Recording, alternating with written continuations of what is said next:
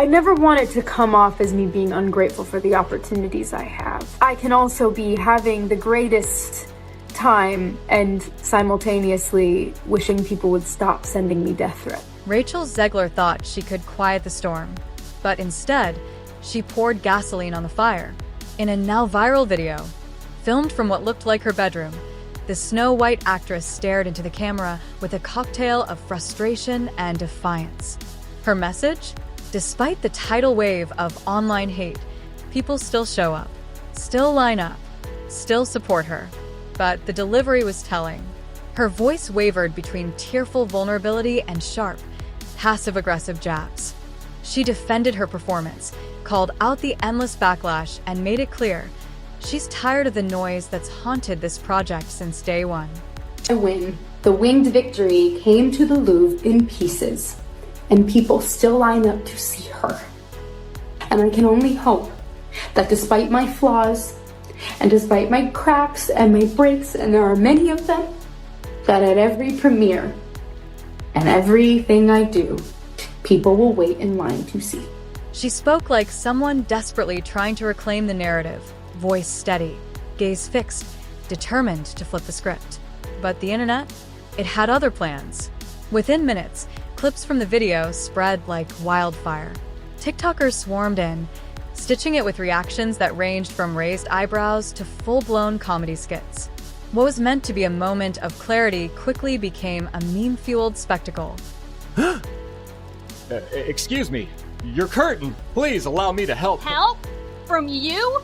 I didn't mean to offend. I just thought you should know that That I should know what? That some privileged white guy thinks his opinion matters? Get over your entitlement. I'm not some damsel in distress waiting for you to ride in on your high horse. Meanwhile, X, formerly known as Twitter, spiraled into full-blown chaos. Instead of the redemption arc Rachel had been hoping for, she unknowingly handed her critics a gold mine. A single video meant to set the record straight became their new favorite weapon. Snow White, budget $250 million, box office $43 million. Oh, but it's only been 2 days, give it a chance. No, I'm not gonna give it a chance. I'm not even talking about that number. Because like all the flops are unsurprising at this point. Something is going on behind the scenes with almost every major animation, video game, and movie studio that they're doing this intentionally or something. I don't fucking know. I'm not even gonna talk about this. People are like, oh wow, Snow White flopped. Who is surprised? You cast arguably the least genuine, most out of touch, and disliked person in her industry, and her industry is Hollywood. And the bad guy is Gal Gadot. What was meant to be a heartfelt defense came off as tone-deaf, self-centered, and completely disconnected from how the public actually viewed the film. To some, it was shocking, but for many online, this moment had been a long time coming. They were waiting, just counting down the days until it all unraveled. Alright guys, I watched Snow White, so you don't have to. Let's get into it. Now, first things first, Snow White gets her name not from the fairness of her skin, as we obviously know, Rachel Zegler would be a miscast in that sense. Instead, she gets her name from surviving a snowstorm. Her father and mother are king and queen to a utopian communist society. I'm not joking, guys. Everybody shares and is mindful of what each person is getting, and we spread our resources evenly, which is where this idea of fairness, as Snow White is the fairest of them all, is really presented in the film. Some corners of the internet were practically celebrating. Screenshots of brutal review bombs, endless meme threads mocking her no prints needed comments, and out-of-context clips from past interviews came flooding back, like clockwork. It wasn't just backlash anymore. It was a full-blown digital takedown. I'm a narcissist. Original cartoon came out in 1937, and very evidently so. Okay. There's a big focus on her love story with a guy who literally stalks her. Yeah. Weird. And then it became like, I will elbow everyone out of the way to play the part. That people will assume is a love story just because like we cast a guy in the movie. What was supposed to be a fairy tale comeback had morphed into a full-blown digital witch trial. And this time, the villain wasn't the evil queen, it was Rachel. The internet didn't forget.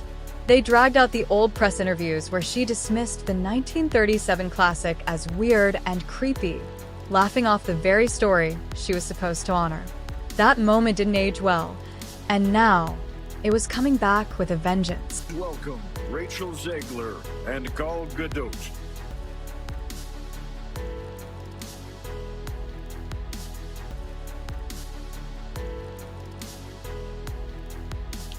Visual effects push the boundaries of what we see on screen.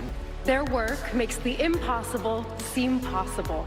With breathtaking ambition, they create magic that wraps its arms around our wildest imaginations. Here are the nominees for Best Visual Effects. Movie, Andrew Burnap. All of Andrew's scenes could get cut. Who knows? It's Hollywood, baby. I say, if I'm gonna stand there 18 hours in a dress of an iconic Disney princess, I deserve to be paid for every hour that it is streamed online. And we absolutely wrote a Snow White that is Not going to be saved by the prince. She's not going to be saved by the prince, and she's not going to be dreaming about true love. She's dreaming about becoming the leader she knows she can be. And when Rachel brushed off the film's romantic core as outdated, it only added fuel to the fire. Those clips didn't just age poorly, they curdled. But the backlash wasn't just online noise anymore. It hit where it hurt, the box office. Snow White stumbled out of the gate with a shockingly weak $45 million domestic opening. For a Disney live-action remake, especially one tied to the legacy of the studio's very first animated classic, that number was staggering. And the comparisons were brutal. The Little Mermaid, despite weathering its own storms of controversy, managed a solid $95 million debut. Analysts weren't just concerned. They were stunned. Some called Snow White Disney's biggest misfire in years. Others didn't mince words. They called it a flop. And the industry reacted fast. Major theater chains began quietly downgrading the film, pulling it from premium screens, pushing it to off-peak showtimes, and in some cases, removing it entirely by the second weekend. For a studio known for box office dominance, this was uncharted territory. And for Rachel Zegler, it was a painfully public unraveling. Not even Disney's billion-dollar marketing machine could spin the story once the audience had already walked away. Then came the Oscars. Please welcome Rachel Zegler.